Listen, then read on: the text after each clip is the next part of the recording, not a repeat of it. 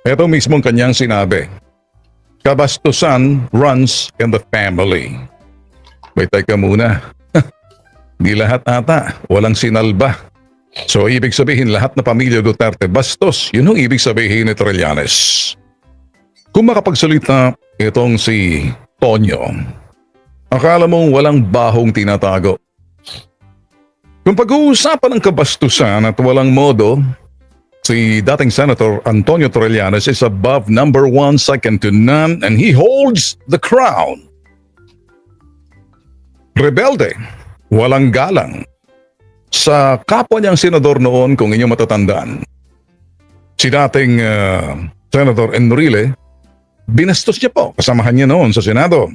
Si dating Senator Dick Gordon halos atakihin sa puso sa galit nung kanyang tinawag at nagtalo po sila. Nakikita po yan sa YouTube. Nagtalo po sila para sabihin na ang committee ho nitong si Gordon, na Blue Ribbon Committee noon, ay committee na sinasabing de Arreglo. Si Gordon ho yung head ho ng Blue Ribbon Committee noon. Ako mismo, natikman ko ang kabastusan nitong si Trillanes kasamang kanyang mortal enemy, mortal na kalaban na si at naging best friend niya bandang huli. Sino pa? Si Dick Gordon. Tinawag akong magnanakaw nitong si Trillanes dahil sa DOT contract na binigay ng PTV sa amin dito sa Bitag Media Production. Maraming hindi nakakaalam, binasura na ng ombudsman ang walang katuturang akusasyon nitong si Trillanes sa akin. Sa Senate hearing noon, hindi ako binigyan ng pagkakataon magsalita. Bastos talaga. Matindi rin kung kumastigo sa mga resource person sa Senado noon si Antonio Trillanes. Tawag mo ron, di ba bastos?